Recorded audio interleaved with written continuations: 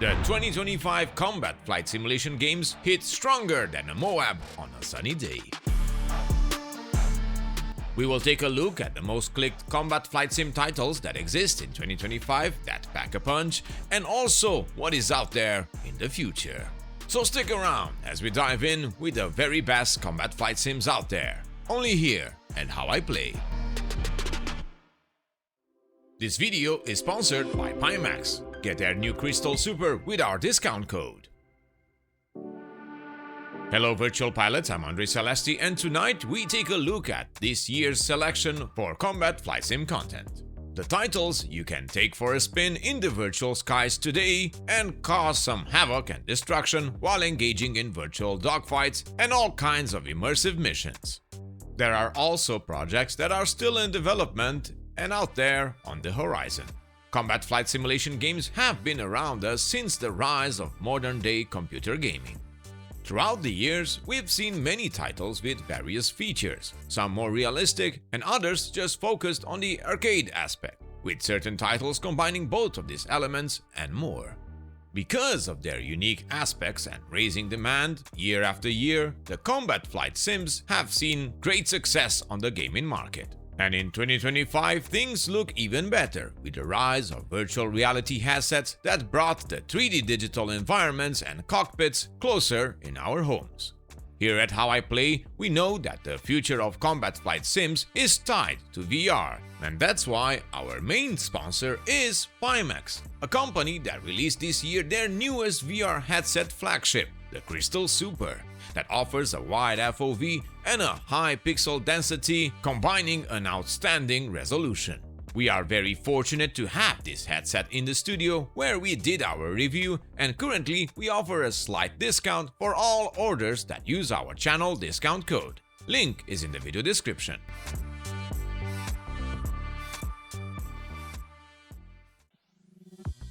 Today, we will focus on the most important combat flight simulators present on the market and some titles that are about to launch later in the future.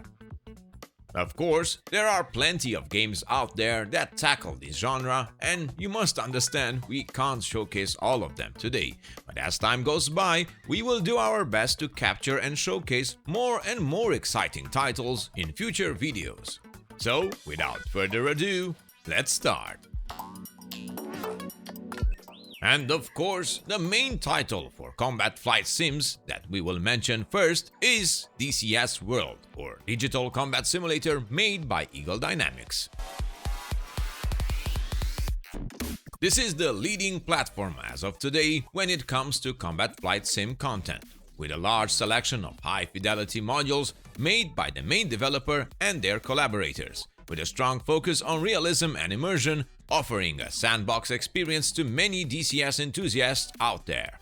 DCS has started in 2008, and the title has seen quite a few transformations throughout the years, sticking with their own engine called Edge and delivering modules, maps, campaigns, and core changes every quarter. Our channel is centered around DCS content, as it is the most common go-to combat flight sim platform out there.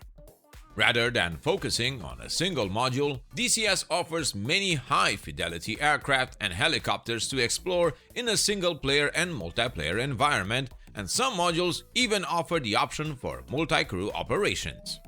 Most modules have a very steep learning curve, and most of them require a deeper study prior of operating in the virtual skies. There is also an easy pathway to new users with 2 free modules and access to the Caucasus and Marianas Islands map, and even certain modules that are part of their Flaming Cliffs pack that are less complex and easier to learn than the high-fidelity modules out there. With DCS, you can expect a complex platform that offers dedicated modules that are meticulously modeled from real-world data, with authentic flight models and subsystems, detailed cockpits with interactive buttons and switches, with dozens of military airplanes and helicopters spanning across eras from World War II, throughout the Cold War, and into the early 21st century. Meanwhile, all the action will take place in massive maps, recreated in a virtual environment with a certain era in mind, featuring custom buildings, airbases, and impressive points of view that you can experience in a complete day and night cycle, multiple season environments, and covered by a very detailed weather system. To top it off, DCS also has the best recreation of carrier base operations in a flight sim as of today, with animated deck crew that operates in a very realistic way and highly detailed carriers that are packed with many features like an interactive air boss station where you can command your carrier on the high seas. But when it comes to module development, it takes a long time to create these highly detailed machines within the virtual world. We are talking about complex systems that calculate a lot of behaviors, from electrics to pneumatics and even fluid behavior. At the same time, DCS has the most rigorous requirements when it comes to submitting a module for review and integration on the platform. That's why these modules are what I call a program in a program, game in a game. Meaning you can buy one module, like take for example the A10C, and focus on learning all the procedures from start to shutdown, general flight, and specific operations within the jet that will keep you busy for years. This goes for every high-fidelity module in DCS, and very few out there can say they mastered the aircraft they have in DCS. But keep in mind that these modules are mostly priced very close to a AAA gaming title each. But DCS has a lot of sales on their own store and on Steam every year, so you don't have to spend too much in order to enjoy a wide variety of content. Apart from the already available official content, there is a lot of user-created material like mods, add-ons, and even interactive campaigns.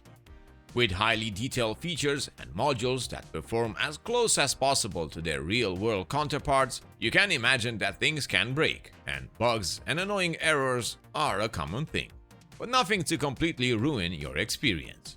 It took a long time, and finally DCS is about to get a dynamic campaign that will expand the content and make it a true sandbox experience in the combat flight sim genre.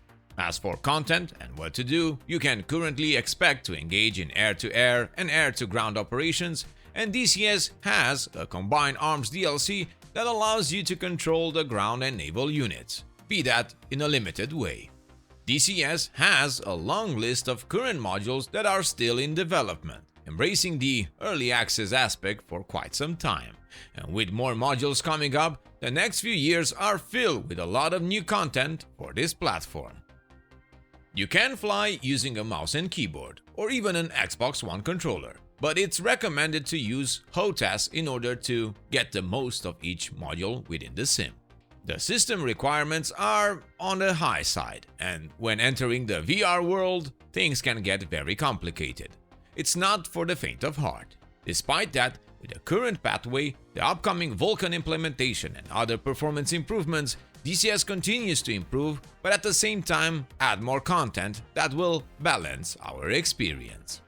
In 2025, DCS remains the go-to digital combat flight simulation out there. And with no rival in sight, the legacy remains in the hand of the developers and community out there.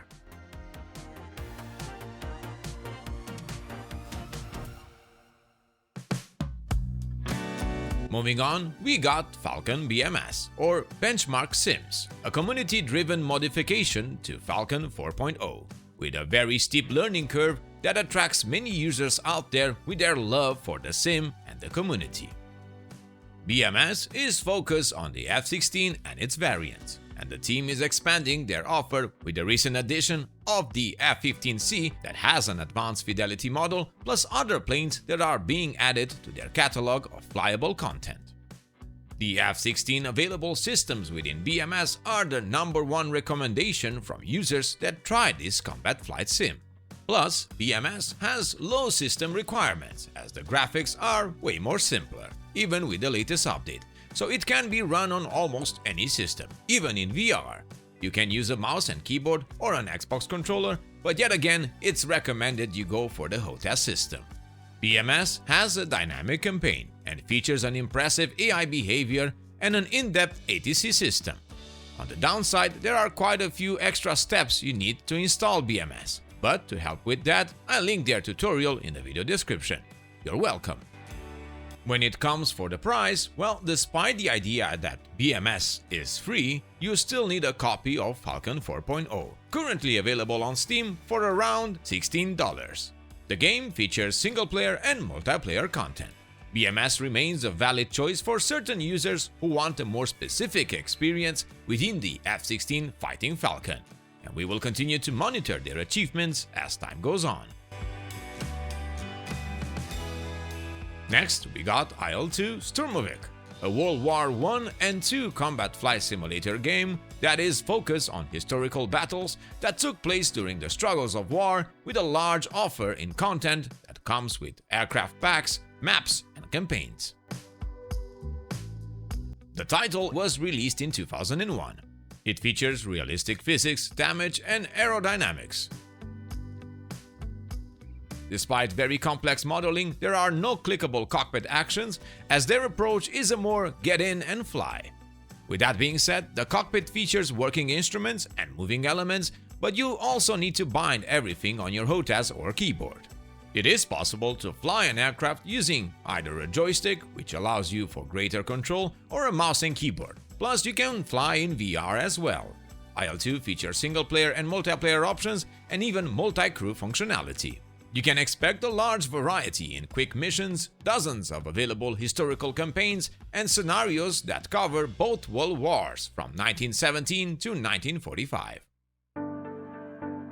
It also has a mission editor and a more simple dynamic campaign that can offer a lot of content when you finish the main scripted missions. Also, expect to read a lot, as the progression and mission description is mostly text. It also features a tank crew DLC, where you can control tanks on the battlefield. IL2 Battle of Stalingrad, for example, is usually around $53, but there are massive discounts on Steam that lower the price to $10 or even more. And with so many aircraft collections and maps, you will want to keep track on all the sales for the best offers out there. IL2 offers plenty of content, and it's a more easy access title compared to the ones I mentioned here. The learning curve is also quite alright, and after binding your keys and controls, you will have fun in no time in the virtual skies of the past. My personal experience, well, I flew quite some sorties in IL2 back in the day, but upgraded to DCS World War II content, where you can really get a hands-on experience with more complex modules. Now, when it comes to the future of IL2, it seems that they are preparing something special with their upcoming IL2 Korea. This is not a new DLC, but a new game completely. But more about that in a separate video. Now, these were the more realistic combat flight sims set in the real-world environment that are currently available on the market as of today. Of course, the ones we selected to present in this video. Moving on, we got a few combat flight sims that continue to focus on a realistic approach, but they do it in space. And before you click away, hear me out. I mention these right now as they maintain that high quality, great experience feel with a lot of immersion and are accessible right now if you want to try them out. And I promise we will go back on Earth and continue with other types of combat flight sims. You will see. And the first one is called House of the Dying Sun. What house? Of the Dying Sun. Aw, poor little son. Right. The House of the Dying Sun is a tactical space shooter that puts you in the cockpit of the universe's most terrifying starfighter. Cool, right? It's a classic space sim combat game where you got the ability to blast your way in intense firefights and even command any vessel in your fleet from a tactical overview. Despite having some replayability, many users complain that the campaign is too short. Oh, and you can play it in VR as well. I tried it back in the day when it launched in early access, but now the game is released, and it's one of those gems that could make your day once found, and that's why I included this title in our list. Fun fact, it does support mouse and keyboard, but mouse isn't supported in VR, so you can use a gamepad or HOTAS systems. Well, let's say they work but are not officially supported. Currently it goes for around $22, and I strongly recommend it to space combat veterans out there. And sticking to space environments, but not only, we got Star Citizen. Oh boy. Come on, hear me out. Okay, but we need to check your apple juice diet. Why? Well, Star Citizen? Really now? Just one more and I promise we'll be back on Earth.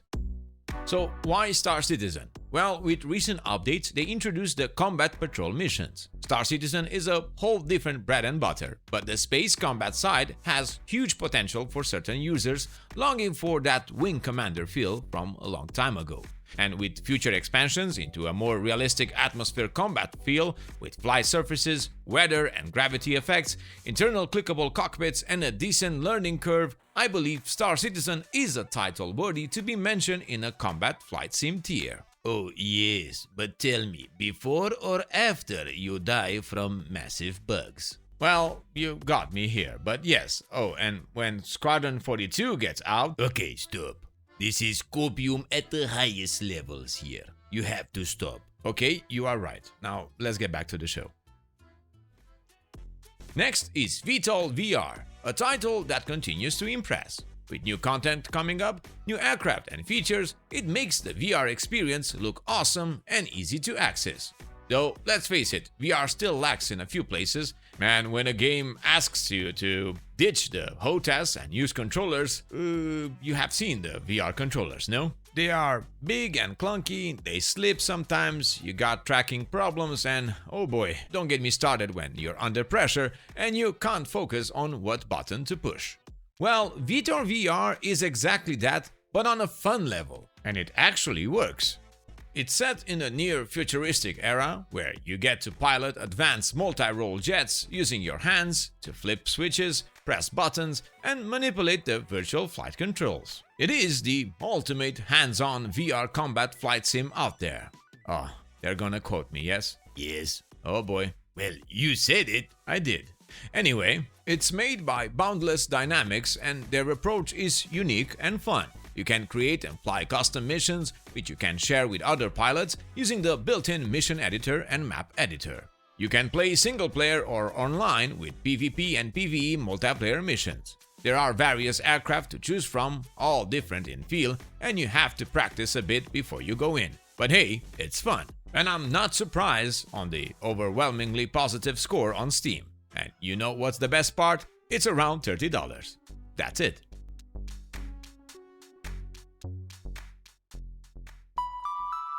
Moving on, have you heard of Nuclear Option?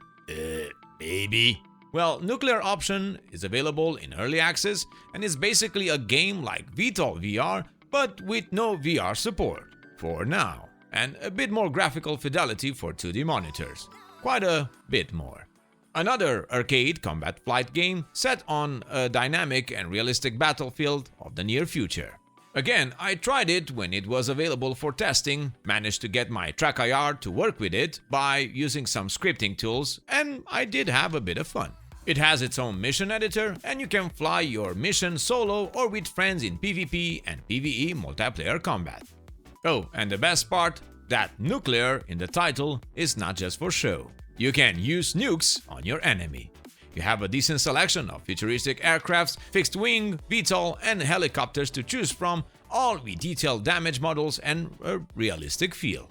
It features persistent battlefields with damage and destroyed units piling up as the action continues. Nice!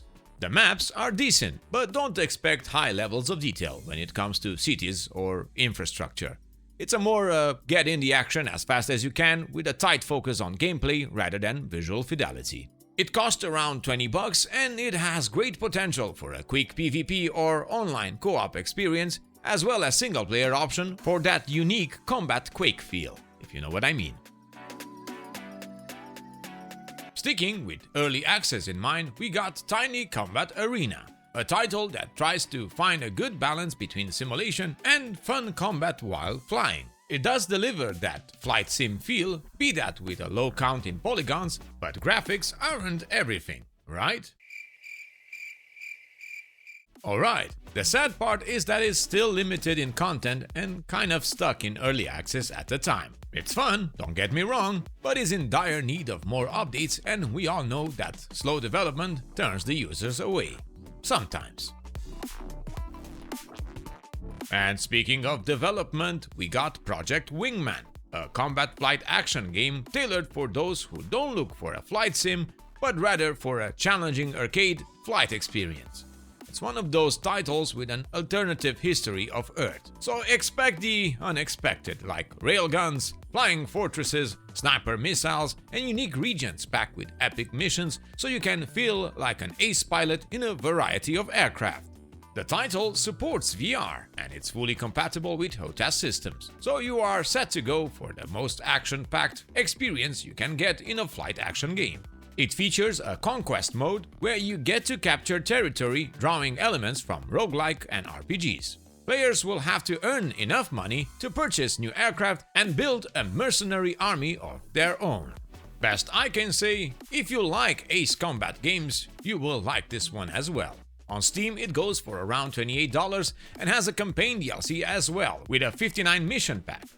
And of course, a honorable mention is Ace Combat 7 Skies Unknown, the go-to action-packed flight combat game, or as I like to call it, the ultimate aviation soap opera. But jokes aside, it sold over 6 million units and continues to be the go-to reference for many games that approach this genre. With a decent list of DLC and maintaining a AAA game price, Ace Combat 7 continues to rock the boat of flight combat games. Oh, and this one is also available on consoles. Now, with this title, we are very far from the simulation aspect of combat flight games. And in order to end on a high note, last but not the least, we got War Thunder, a free-to-play cross-platform massive multiplayer military game that binds air, ground, and naval warfare in one. I think everyone knows about War Thunder. We even had them as our sponsor last year. And for those interested in a competitive MMO that combines everything in one, well, this one is a decent choice. But beware, the grind is real and battles can get quite intense and frustrating. But some users like that, so it's all about personal preferences. I mention War Thunder as they are also about to release in the future a new title called Aces of Thunder. This title will feature a flat screen but also high-quality VR experience with high-fidelity graphics and flight simulation in mind. Sounds good, right? It will focus on World War II content, flying across different battlefields around the world with detailed cockpits and even a walk-around hangar access between the missions. Nice! I will surely try this one when it gets out, somewhere this year. And so, these are the combat flight sim titles we chose for 2025 until so far, with some that are still yet to arrive somewhere in the future. It's a great time to be a flight simmer.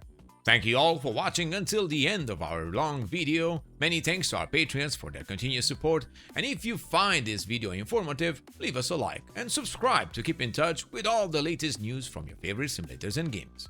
As always, I am Andre Celesti, reminding you to fly safe, and I'll see you next time.